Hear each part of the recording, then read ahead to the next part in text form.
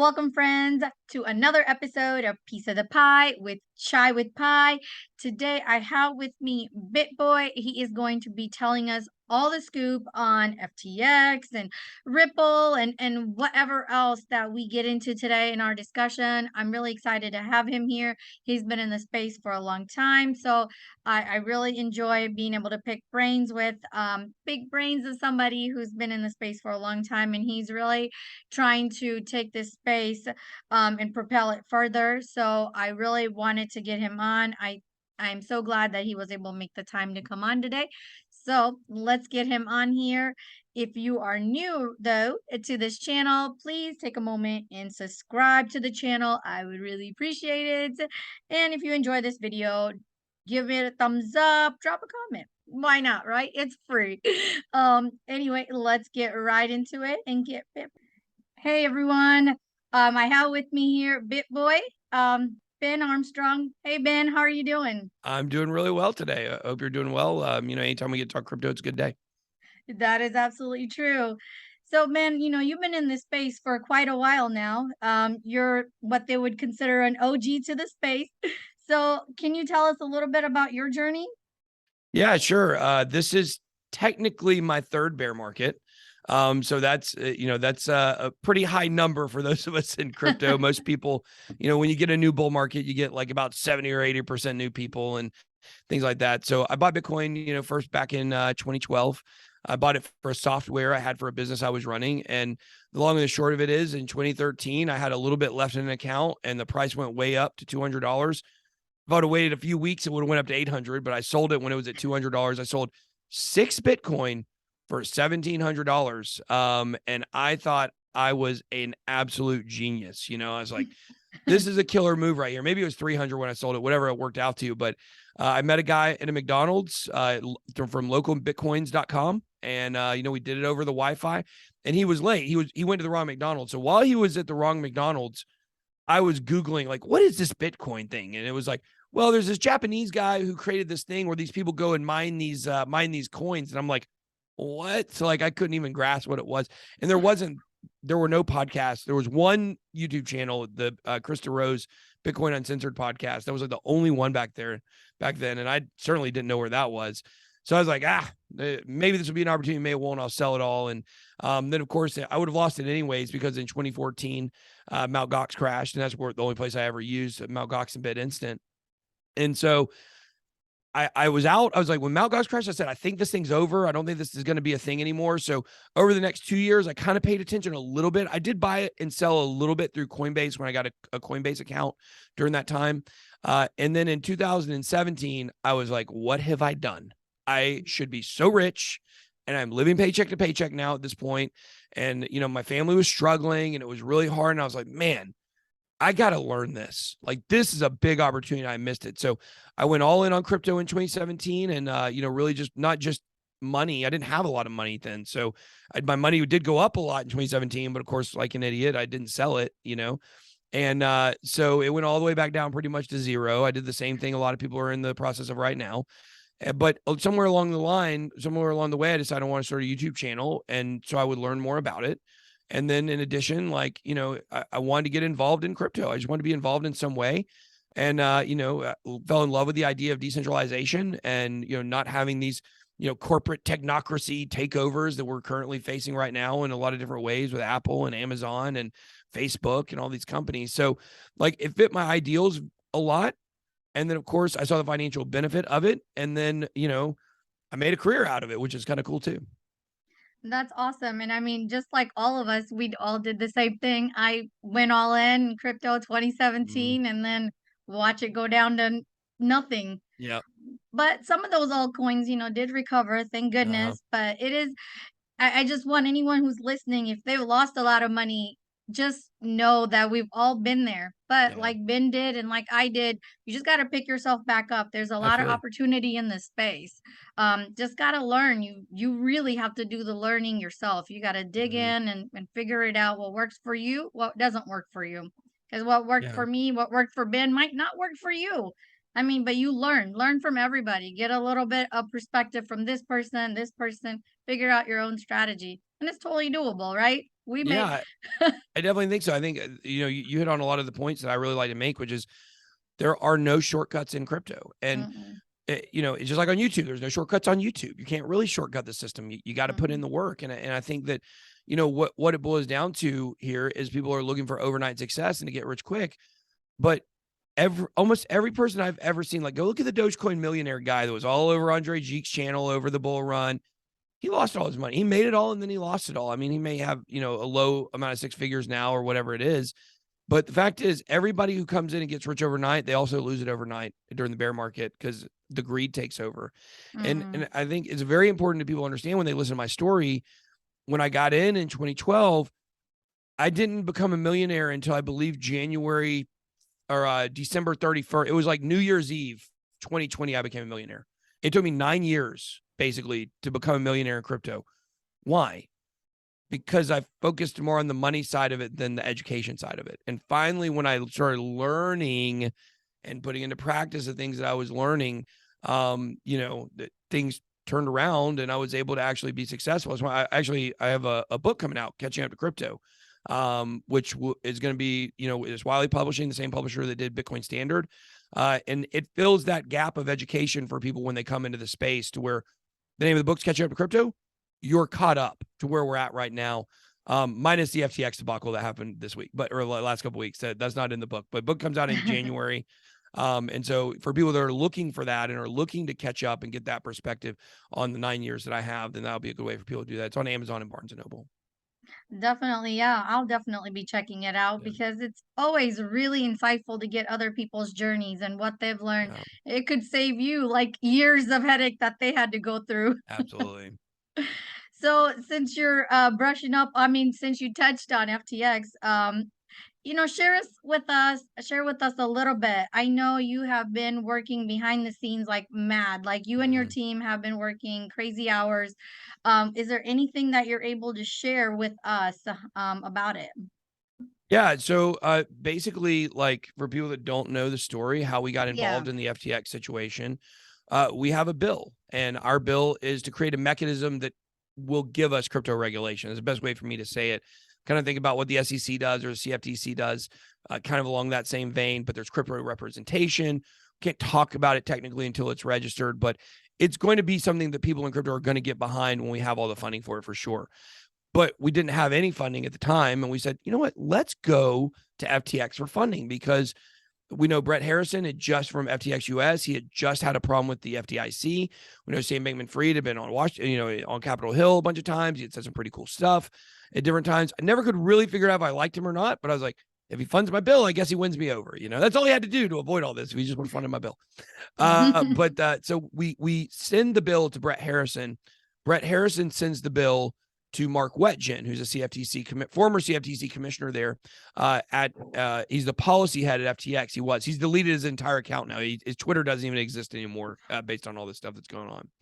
And what happened is, after 3 weeks of them sitting on our bill, one of our main political backers, we have political backers on both sides, it's a totally bipartisan bill. This person called Mark Wetjen and said, hey, that bill, what's going on with that? And he was like, oh, we were never going to fund that. In reality, we're doing our own bill. We are pushing for the DCCPA or the DCPPA or whatever it is, a Digital Consumer Protection Act, DCCPA. That's what it is.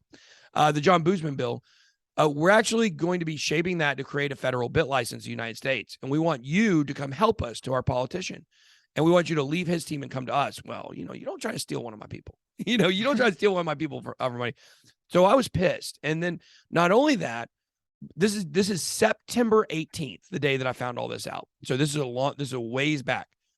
Not only am I pissed, but wait, he's doing a federal bit license? That's the worst legislation that ever got passed. This guy's not a good guy. Like, it would just hit me clear as day what was going on. And so what happened is, for about 5 weeks, we warned people about this federal bit license coming. We put out a full video on it. The next day, Brett Harrison got fired or stepped down from, we don't know which one it was for sure, from FTX US. And then the next day he followed me on Twitter. So I now am of the opinion, I believe Brett Harrison actually turns out to be the whistleblower that told CZ. I think Brett Harrison actually is going to end up being a good actor, out of the only major person at FTX US that's a good actor. I may regret those words. Maybe he wasn't. We'll find stuff out. But right now, that's what it appears to be. And so what happens is we are warning everybody about this. And then Sam Bankman-Fried comes out with his political manifesto where he explains everything he thinks about regulation on the website, but also on Twitter. There are some things in that were direct targets at me. And I only know that because I know the things I was saying in the videos, and he said things directly to go against what I was saying. But I know people that have seen his bill, and they told me specifically that his language was much softer in the tweets than it was in real life. And so this leads to the Eric Voorhees debate, where Eric Voorhees, did you watch that? Oh, it was fascinating. It was the most one-sided debate I've ever seen in my life, right? So what happens is in that debate, he starts using the word licensure. He had not used that before. And it was the first time people were like, oh, he really does want to do a federal bill. I said, Bitboy Crypto's been telling us this for 5 weeks. Oh my gosh, he actually knows something. And so then all of his enemies started sending me messages. That's how this happened. All of his enemies started sending me messages about what was going on with FTX. And so we start putting this together, and we start working with an NBC reporter, Gretchen Morgensen, who's now done a couple stories on this. And we started working with her. And part of that was around their business practices and their insolvency hole, and the fact they were counterfeiting coins because they didn't actually have enough coins on their exchange to honor customer withdrawals if everybody were to do a bank run. And we were working on the story for a week. And then you go to October 29th. That was the day that I tweeted out, if you don't take your money off FTX, you're low IQ. It was a little aggressive. I might have been a little nicer, but we warned people to get off of FTX over a full week before this happened, because that was when we began working on this story. We started seeing the insolvency, but we didn't want to just come out and say it because, number one, nobody would have believed us. If we just came out and said it, no one would have believed us. We warned people to get the money off, and some people did that are in my audience, but everybody would laugh and said, we're stupid. It's not true. So number two, we didn't want to wreck the entire crypto market overnight if they did believe us. And so we wanted to bring these stories out in a sequential way to where we could actually protect people and allow people to, over about a month period, start taking their money off. Now, eventually the insolvency would have hit one way or the other, but they still have $900 million on there that, could have been taken off with their liquid assets if it was done not in a bank run and over time. Well, then CZ got access to the same information we had. I think it was from Tim Harrison or Brett Harrison, excuse me. And he pulls the trigger and they sell their FTT and it crashes the entire market. And I don't blame him for doing it. But it kind of sped up the timeline dramatically. We thought we were coming out with all this at the end of this month. At the end of this month, we were working on it we plan to work on it for a full month, tease people, push people off of FTX. And then we were going to dump the whole story probably about, this week or next week. And then we had to speed everything up because of what, CZ did. So it's been extremely fascinating. We're not done with this story. We've got a lot more stuff that we're doing, a lot more investigation, a lot more interviews. People are going to find out what I mean by that here pretty soon, hopefully. But, there's a lot of work that still needs to be done, but that's kind of how, right place, right time. That's what it boiled down to. I was at the right place at the right time. And I got a big mouth and I'm hard-headed. And Sam's biggest mistake was underestimating me and thinking I'm just some YouTuber that can't actually affect things. But my audience listens to me and they trust me. And, that's why, if you look at when money really started coming off TX, and they started getting closer to that insolvency hole, it was people from my audience. I've got 1.5 million subscribers almost. They were going to FTX and closing their accounts. Yeah. I mean, we are always, as YouTubers, telling people not to leave their money on exchanges, period. Yeah. But I did see about the early part of this month, you guys started talking about getting your money off of FTX, and I didn't have anything, so thankfully. Right. But yeah, that was a really good heads up you gave everyone. I wish more people were able to listen to that and not lose all their money. It's an extremely sad case. But FTX was so huge, backed by so many big players. I mean, no one really saw it coming. Well, the projects did. So if you actually go back and you look at Reef is a great example of this. It used to be Reef Finance. It was going to launch on Polkadot. Now they have their own chain. And they did put out a blog post on March 15th, 2021. This is a year and a half. This is over a year and a half ago. And if you go read that blog, they detailed a lot of the predatory business practices that FTX was doing and Alameda was doing. And you know what happened?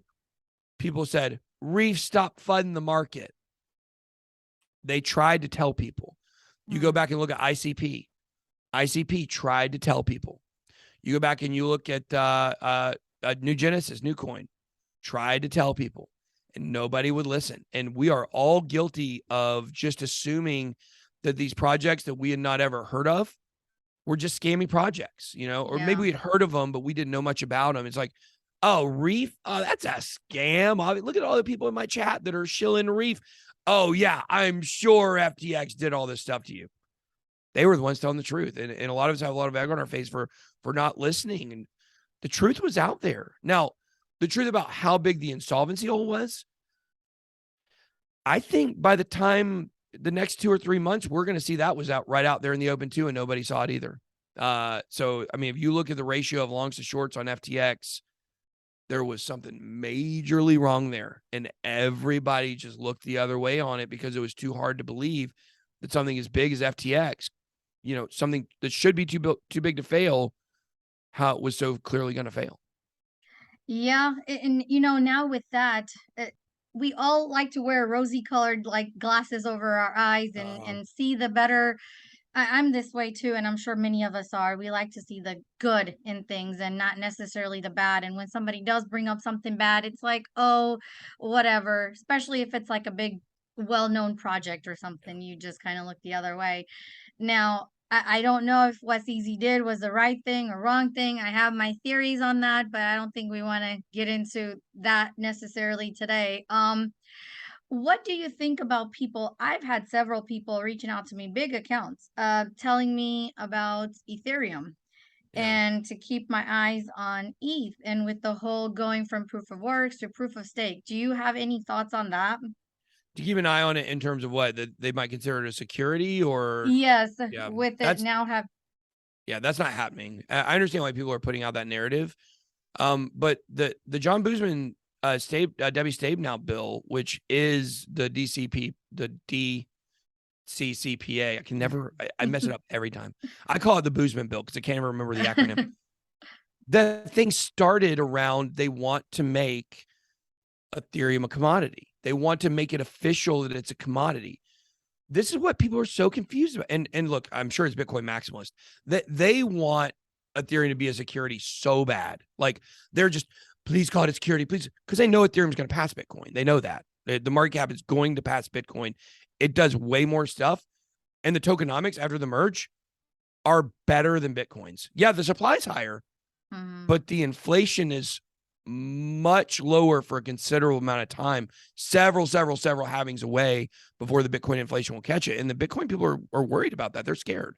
They'll tell you they won't. You know, it's the same thing that people attack you on Twitter. They say, I'm not jealous. You know, well, you got a little YouTube channel. What do you mean you're not? You got 600 subscribers and you're out here attacking me nonstop. Like, let's face facts, you know, like it is. They're always going to deny it. It's the same thing. The Bitcoin maximalists are always going to say, ugh, no, we don't think Ethereum's going to pass it. They know it's coming. They can see the writing on the wall. They're going to say that's crazy. Everybody sees it pretty much.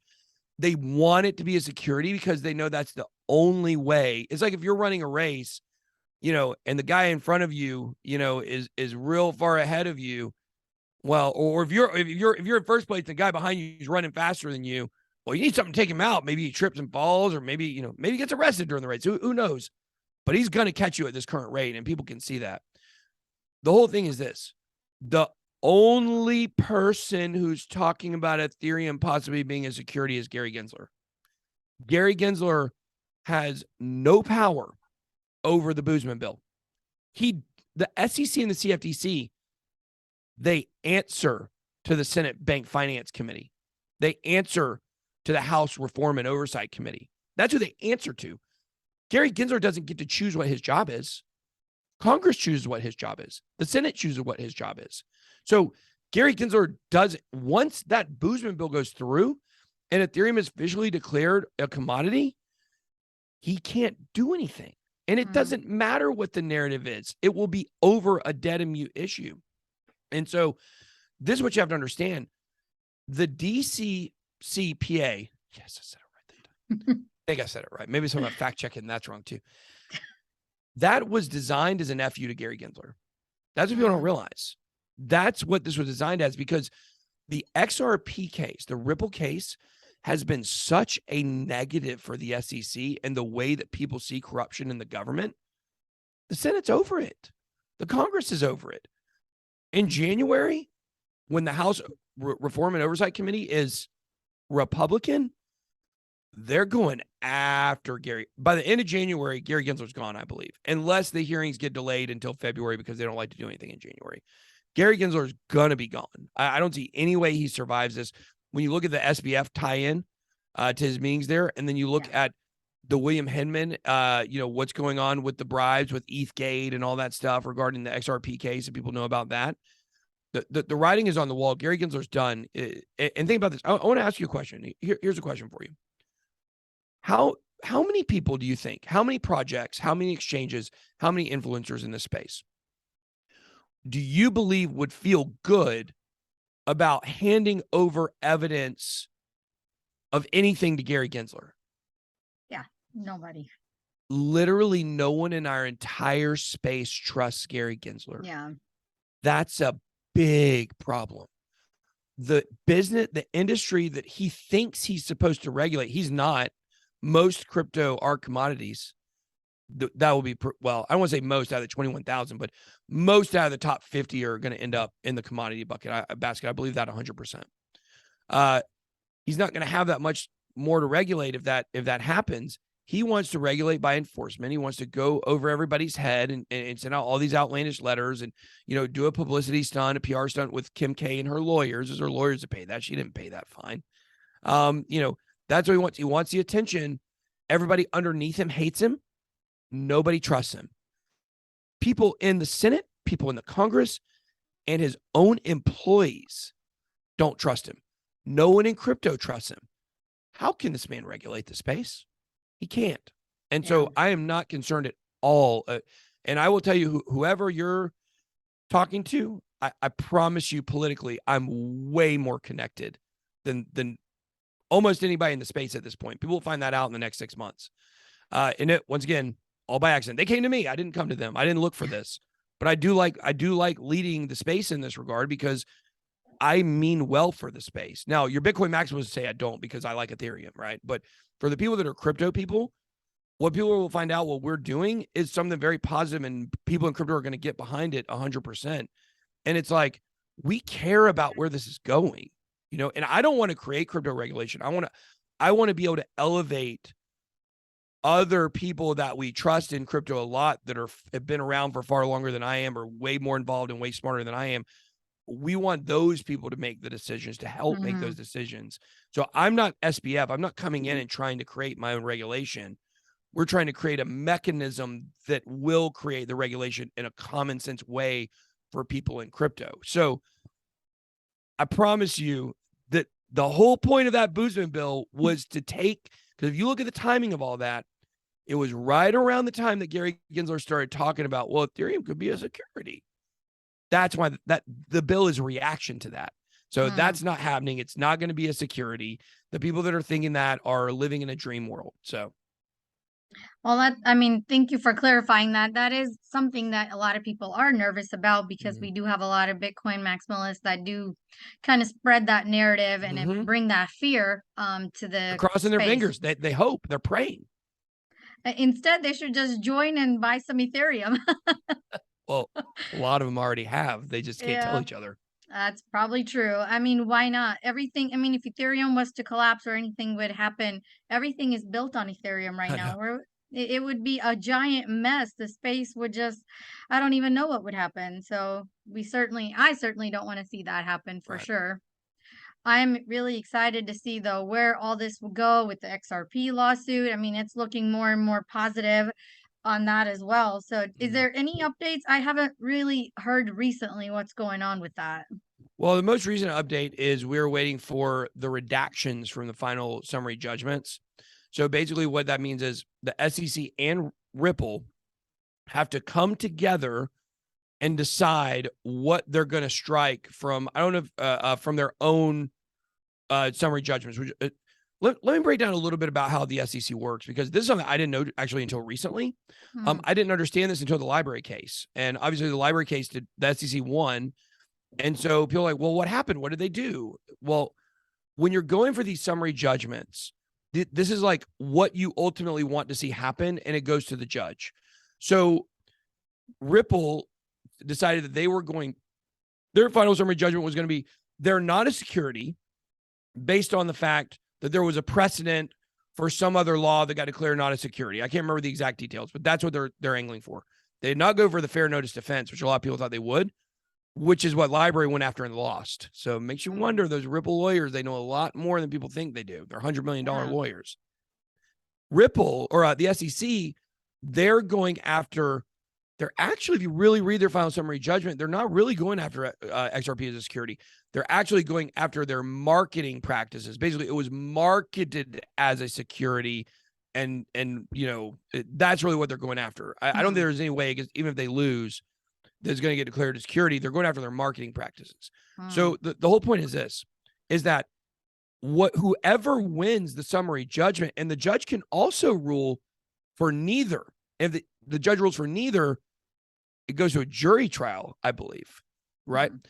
So what they want is either one wants to win. So if Ripple wins, it's over. They're not a security. You see, what this case is about, it's about the SEC having the right to judge Ripple. So if the SEC wins, that just means now the SEC can determine the punishment. And we don't know the timeline on that, how long that would take, because we still don't have the Library punishment, I believe, right now. So the whole case is just about, can they punish Ripple? This is not about punishing Ripple. It's, can they? And then the SEC gets to go from there and do whatever they want. I guess. I don't know what the limitation on what they can and cannot do there is. So what we have now, so that's the layout of the big picture. The final summary judgment for Ripple and for the SEC are in. Now the next big thing is they're going to redact certain things out there, and then it goes out to the public, I believe. So we'll see a lot of what these people were going after, but we won't see the parts that are redacted. The redactions are very important, because if Ripple wins, and this is kind of a leverage negotiating tactic from the SEC side. Okay, we understand this isn't going great, so make sure you redact this, and this, and we'll go easier on you. That way, the things that are redacted can't be used in future cases for other coins that would want to rule on, that would want to be declared non-security based on precedent if Ripple wins. Does that make sense? Yeah, I mean, that does. This is just all about pushing their boundaries and figuring out what they can and can't really do. Yep. So Ripple, they're trying to make it an example out of it. Let's see what happens. Sure. Yeah. Hopefully, though, it will be the other way around. Yeah. Well, Ripple will end up being the first regulated crypto. Yeah. And the first one that's clear regulation around it. Yeah. And to some people, they don't like the idea of that, but I think that can definitely go either way. Oh, yeah, for sure. Yeah. I mean, look, regulation is not a bad thing. It turns into a bad thing. The SEC didn't start out to become the most corrupt organization in the United States, outside maybe the NSA. They just became it over time because of greed.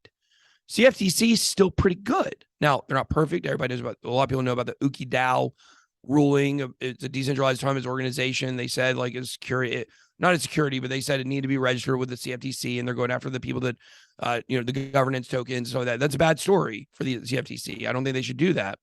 However, CFTC, not perfect, way better than the SEC. And so if there's going to be a future, let's say, commission that's over crypto, in general, that's falls maybe underneath or maybe outside of those two organizations, then it's got to be done in a way to make sure that it's not going to turn into the exact same thing, So just the regulation is a product. The evil regulation is a product of people no longer in the government, no longer wanting to protect investors and wanting to pad their own pockets. That's what happens over time. Yeah, unfortunately, that everybody's only worried about themselves and filling their pockets, especially the government. I think we've found out in the last few years, at least for me personally, that government's more corrupt than I've ever realized in my whole life. My eyes are so open to all the corruption now. Can't really turn away now.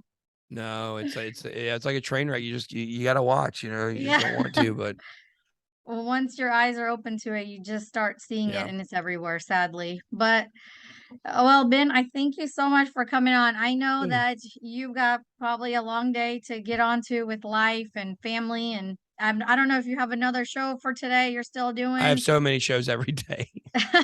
So we do So, around the blockchain in the afternoons. It's moving over to its own channel here pretty soon. So excited about that. oh, nice. Yeah. I have actually caught a few episodes of that. I didn't realize that you were filming all of it on the same day. I guess you're a Oh busy yeah. man. Yeah, we do. I generally record our two live streams and about two other videos every day. I mean, that's why you are where you are. Again, Thank it you. goes back to YouTube is it's all about dedication. Nothing Mhm. happens overnight. Yeah, just a quick stat. People are always like, they want shortcuts in YouTube, and because it's kind of cool, like doing what I do. Like I've become an expert in crypto, but I've also become an expert in YouTube, and it's like, having two different skill sets to kind of pull from, and they obviously feed off each other. But if you ask somebody like, how long do you think it takes somebody to get to 100,000 subscribers? People say crazy. They'll be like 3 months. Like, no, obviously not 3 months. 5 years, maybe.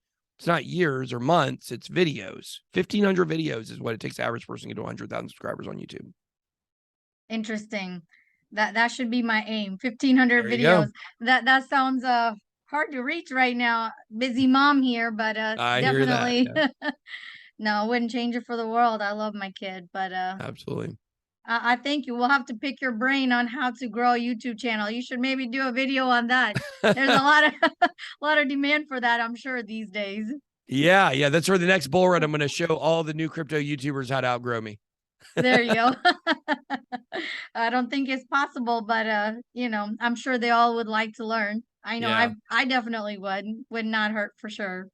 Yeah. I mean, well, I say that tongue in cheek, but that's why we do around the blockchain. That's why I do smaller shows sometimes. It's like we like helping people out in the space. We like the rising tide lifts all boats, and so I never look at it like I'm trying to hoard over the top spot. I mean, there's a channel in the UK or well in Dubai now that outgrew me, but here in the United States, we're still the top channel, and one day we won't be. That's just how things work, and we feel a bigger responsibility to the space to make sure that it's going to be the right people. We don't want the wrong people. We don't want the bad Yeah. actors coming and rising up and outgrowing us. We want people that really love crypto and really love decentralization. And I will, pat them on the back one day when they pass me, as long as they've got the right ideals for the space.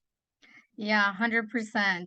Well, Ben, I would love to have you back on and at another time and pick your brain. I have so many other questions that are now coming into my head as we're wrapping this up. But again, I thank you for taking the time out to come on Piece of the Pie show with me today and spending some of your afternoon here with me.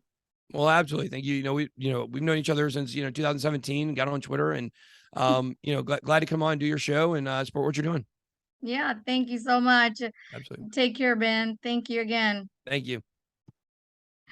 All right, guys. So that was Bitboy, Ben Armstrong. I thank him so much that he came on. He shared so much information, you guys. I am still like just digesting it all. I hope you are too. I hope you learned a lot today.